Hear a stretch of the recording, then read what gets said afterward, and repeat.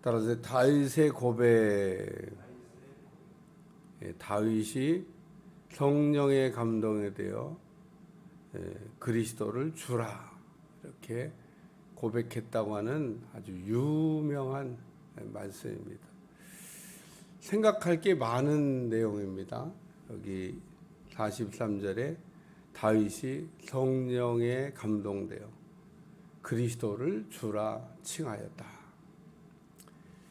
마태복음 저자 마태는 유대인들에게, 이방인들이 아닙니다. 유대인들에게 예수님이 그리스도가 되시고 또 주가 되시고 하나님의 아들이 되신다고 하는 것을 확증하기 위해서 구약의 많은 예언을 이렇게 인용했는데, 그 결론적인 말씀은 예수님이 누구시냐 라고 하는 것을 유대인들에게 알려주려고 했다는 겁니다. 누가복음은 누가가 이방인들에게 예수님이 그리스도가 되신다고 하는, 메시아가 된다고 하는 것을 알려주기 위해서 쓴 복음서이기도 합니다. 그러니까 누가는 복음은 이방인들에게도 동일한 효력이 있다. 이방인도 예수님 믿으면 구원받을 수 있다. 이방인들이 아주 꿈 같은 얘기를 들은 겁니다.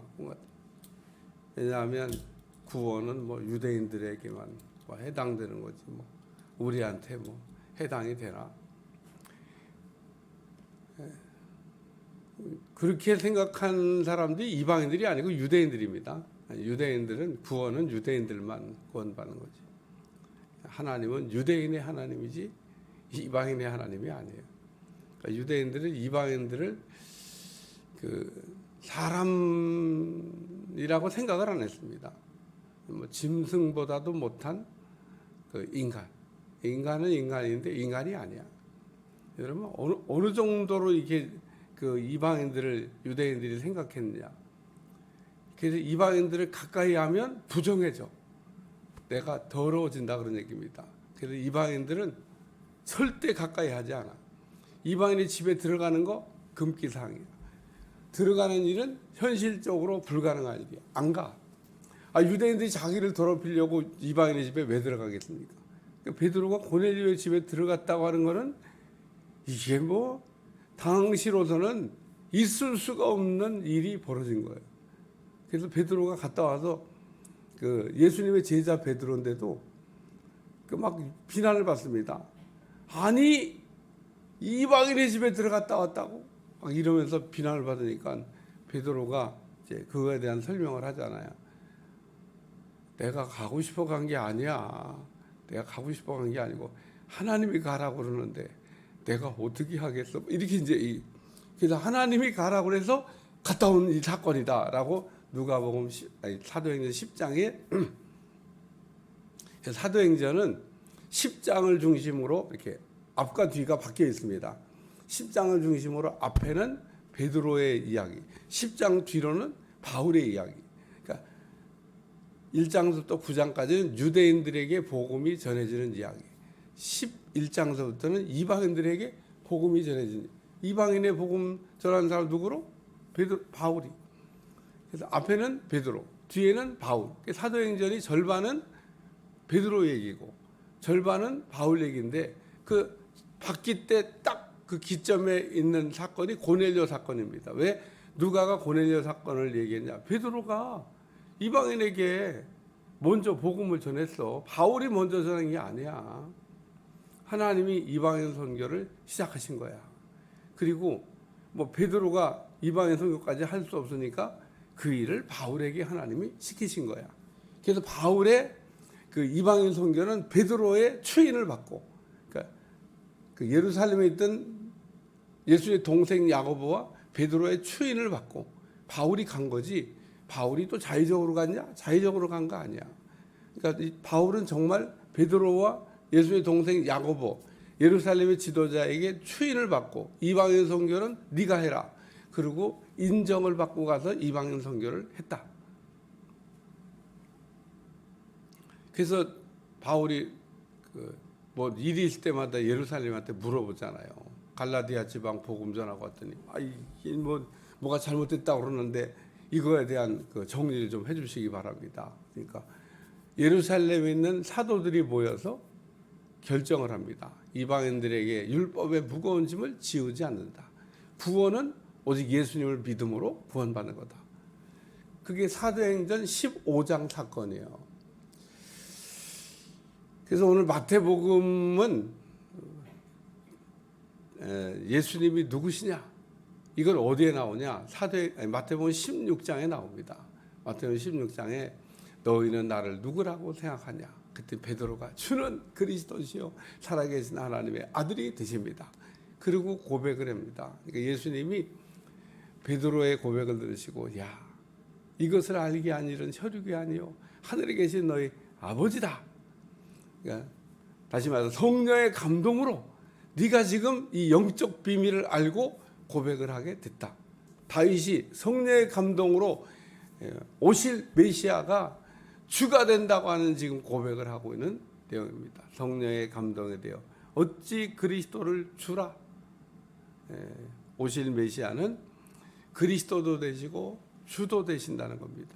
이 주라고 하는 이 표현은 왕이라고 하는 표현을 쓸 때 쓰는 말입니다. 그러니까 예를 들면 이렇게 기도하는 분들을 제가 본 일이 있어요. 주의 이름으로 기도합니다. 예수님의 이름으로 기도합니다. 이렇게 기도해야 되는데 주라고 하는 이 표현이 나올 때는 왕 대신 우리 예수님을 이야기할 때 베드로가 그러잖아요. 예수님은 주가 되시고 그리스도가 되시고 하나님의 아들. 이 세 가지가 다 고백이 돼야 됩니다. 이 세 가지가 예수님이 어떤 분이냐를 설명하는 가장 중요한 단어입니다. 주가 되시고 그리스도가 되시고 하나님의 아들이 되십니다. 빼면 안 돼요. 그런데 다윗이 성령의 감동이 돼요. 다윗이 어떤 분이냐? 성령의 감동을 받을 줄 아는 분이다. 참 이게 제가 오늘 아침에 은혜가 됐어요. 야, 다윗이 성령의 감동을 받을 줄 아는 분이구나.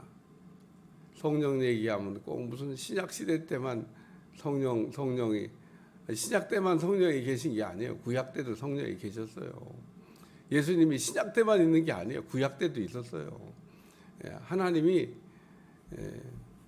구약 때만 있는 게 아니고 신약 때도 있어요. 하나님은 주가 되시고 그리스도 하나님의 아들. 근데 오늘 이 다윗이 성령의 감동으로 성령의 감동으로 예수 그리스도가 주가 된다고 하는 것을 알았구나.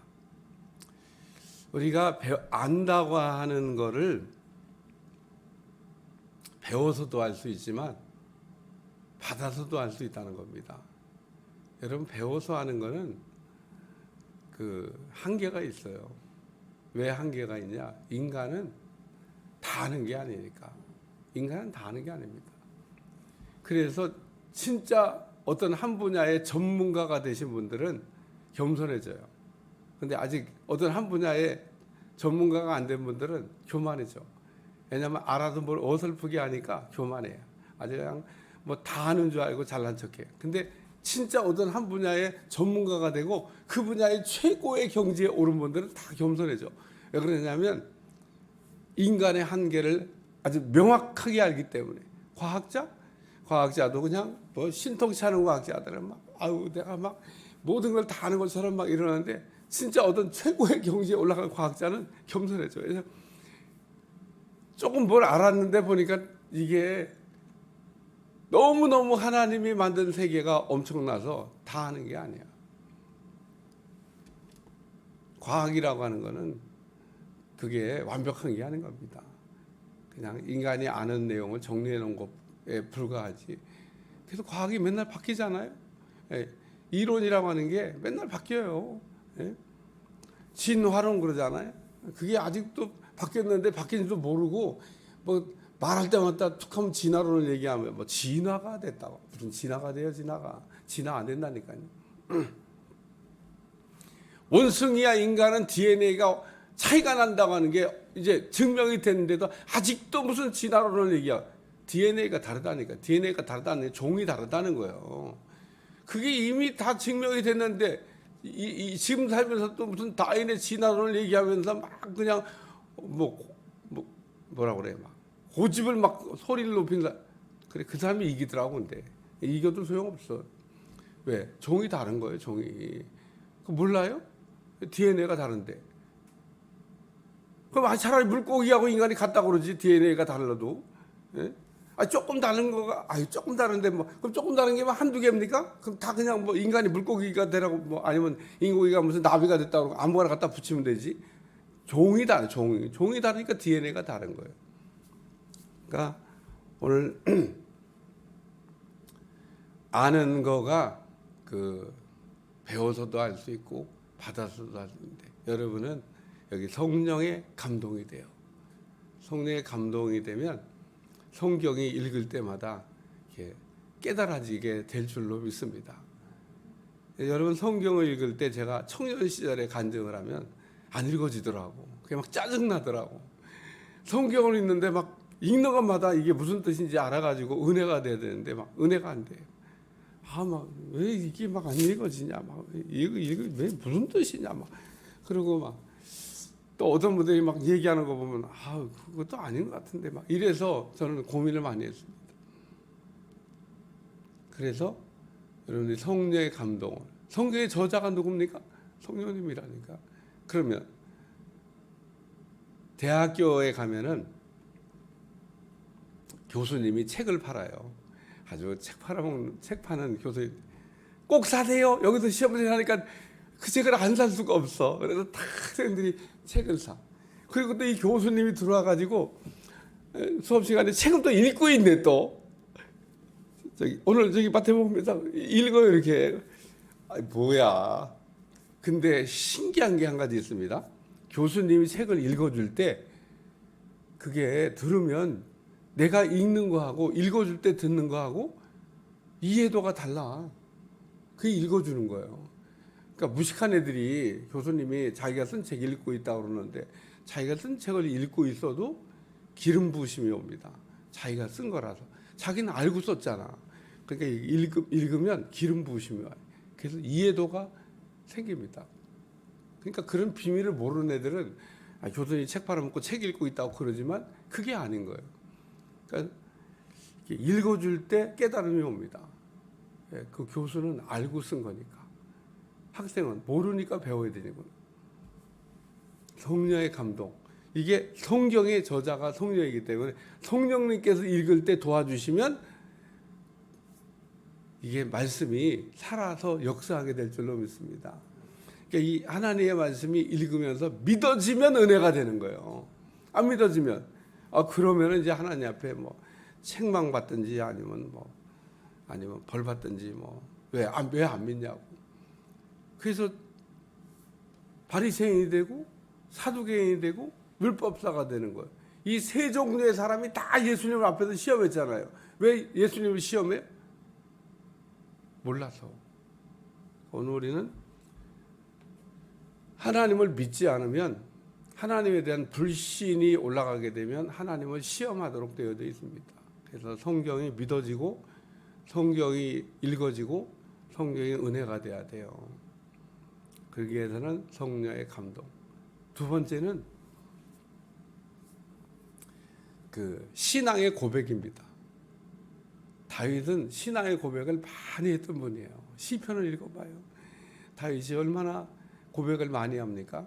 근데 우리의 말은 그냥 우리가 아무 의미 없이 하는 말과 고백하는 말은 차이가 있습니다. 우리가 어떤 연인끼리 막 이렇게 만나서 대화를 막 주고받는데 그 천년을 얘기해도 그러면 결혼이 안 돼. 근데 결혼을 하기 위해서는 반드시 지나가야 될 과정이 하나 있는데 그게 뭐냐? 고백을 해야 됩니다. 내가 당신을 사랑합니다. 그런 고백하든지 나하고 같이 영원히 같이 삽시다. 이런 고백하든지 고백을 해야 돼. 그래야 그날 결혼이 되는 겁니다. 고백 안 하면 쳐다만 보고 있다가 그냥 천년을 끝나는 거예요. 둘이 고백 안 하면. 그러니까 하나님도 우리가 고백하기를 기다리고 있습니다. 너는 나를 누구라고 하냐? 왜 그런 질문을 물어봐요?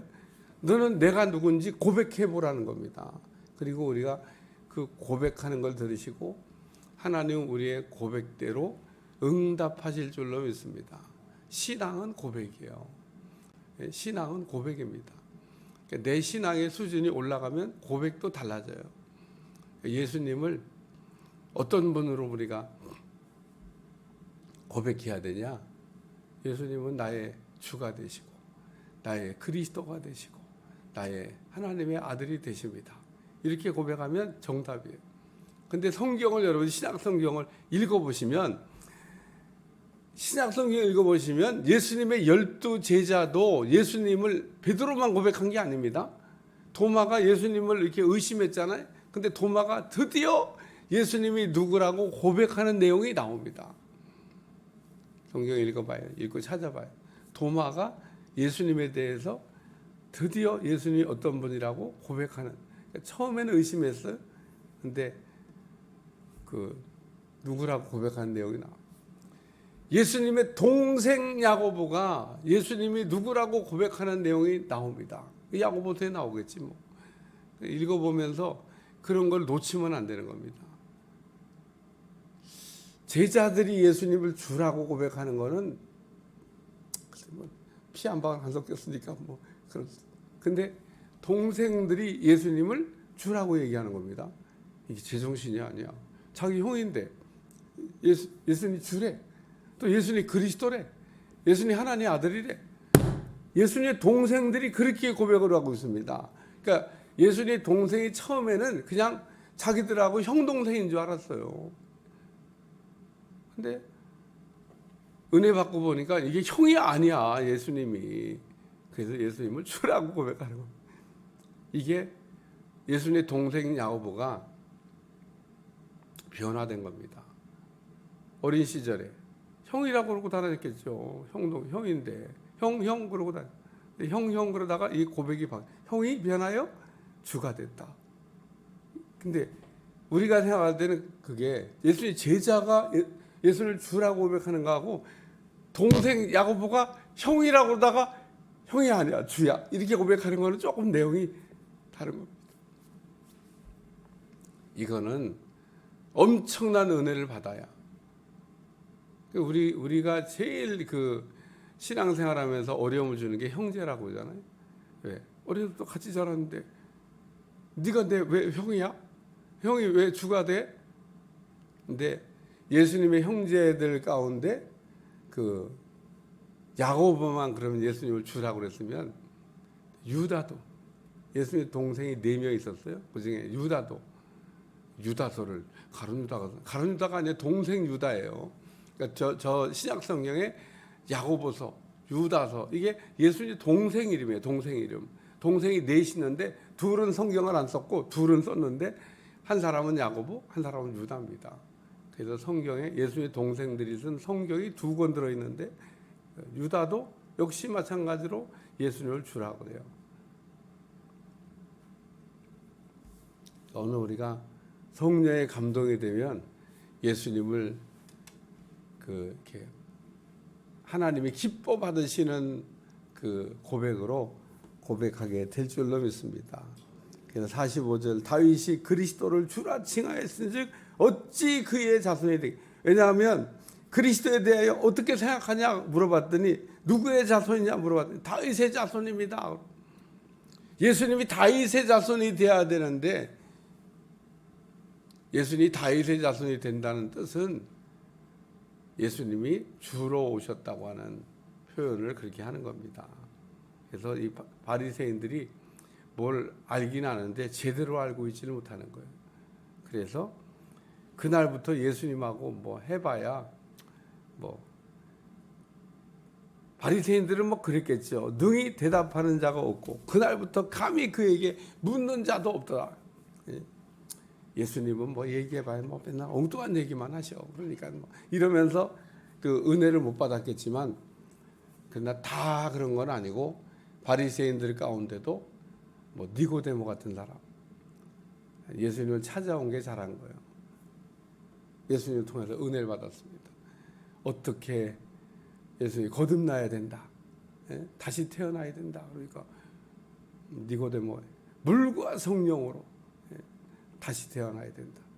오늘 우리가 성령이 우리 가운데 역사하시면 다시 태어나는 역사가 일어나게 될 줄로 믿습니다. 영이 살아나야 된다는 거예요. 영이. 오늘 우리는 살아난 영 관리를 잘 하셔야 됩니다. 우리는 영이 살아나서 영이 살아있는데 살아있는 영 관리를 안 해도 영은 그냥 알아서 자기가 그냥 생존하나? 영이 그렇게 알아서 생존하는 법이 없어요. 영도 겉사람하고 똑같아요. 관리가 좀 필요합니다.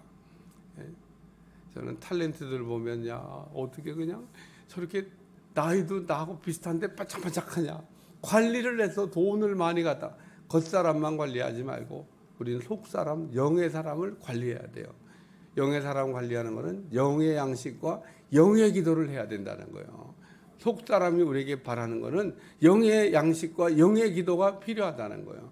그러니까 영으로 양식을 공급하고 영으로 기도하고 이 두 가지가 속사람을 관리하는 방법이라는 겁니다. 그럴 때 오늘 우리가 영적인 삶이 가능한 거예요. 영적인 삶을 살고 싶다고 영적인 삶이 사라지는 게 아니라 영적인 힘을 얻게 되고 영적인 우리가 기도를 하게 되면 저절로 영적인 삶이 되는 겁니다. 막 억지로 영적인 삶을 하려고 그러니까 힘이 들어. 주일 성수를 막 억지로 하려고 그러니까 너무 힘이 들어. 왜? 영적인 힘이 없어서. 영의 양식을 먹어야 영의 힘을 얻을 거 아니에요. 영의 기도를 해야 근육이 생길 거 아니에요. 영적인 근육이 생겨야 뭐 걷기도 하고 뛰기도 하고 뭐 할 수 있지. 노인들이 왜 그 걷는 거 조심하라고 그래? 근육이 다 빠져서. 나이가 되면서 근육이 있어야 되는데 운동을 안 해갖고 근육이 빠졌기 때문에 노인들은 쓰러지면 큰일 나는 거예요. 그래서 나이 들수록 걷기라도 하셔야 되는 거예요. 왜? 근육을 우리 몸의 근육은 딱 3일만 운동을 안 하면 빠지고 3일 운동하면 근육이 생긴다고 하더라고. 그냥 나도 이거 들은 거니까 뭐. 근데 정말 그런 것 같아요. 내가 몸을 이렇게 보면 3일 동안 운동을 안 하잖아요. 그 근육이 다 빠져서 흐물흐물하고 딱 운동을 하다 이 근육이 그러니까 우리 몸의 근육은 계속 움직여야 되는 거예요. 육체의 근육도 그렇게 생기는 것처럼 영적인 근육도 영의 기도를 할 때 생긴다는 거예요. 그러니까 근육이 있어야 뭐 일어났다 앉았다 뭐 왔다 갔다 하는 걸 되는 거잖아요. 왔다 갔다가 하는데 근육이 없으면 노인들은 걷는 거 보세요. 막 살살 걷잖아요. 왜? 근육이 없어서. 그러니까 영적인 근육은 영의 기도를 통해서 영적인 힘은 영의 양식을 통해서 두 가지를 공급해야 돼. 거기다가 성령의 역사까지 붙여서 가면 이게 이제 제대로 우리가 속사람이 힘을 얻는 겁니다. 그러니까 영의 양식과 영의 기도와 성령의 감동으로 역사하면 은혜가 임할 줄로 믿습니다. 그래서 다윗의 참 훌륭한 거는 성령의 감동을 받았고 예수님을 주라고 고백을 했고 또 그 고백대로 하나님께서 다윗의 삶을 살아가게 하셨다. 기도하겠습니다. 하나님 오늘도 예수님께서 너희는 나를 누구라고 생각하냐 물어봤는데 대답 못했던 바리새인들처럼 우리가 되지 않게 도와주시고 예수님이 누구인지 분명히 알고 살 수 있도록 축복해 주시며 예수님은 나의 주가 되시고 그리스도가 되시고 하나님의 아들이 된다는 고백 가운데 살아가게 하여 주옵소서. 예수님의 이름으로 기도합나이다. 아멘.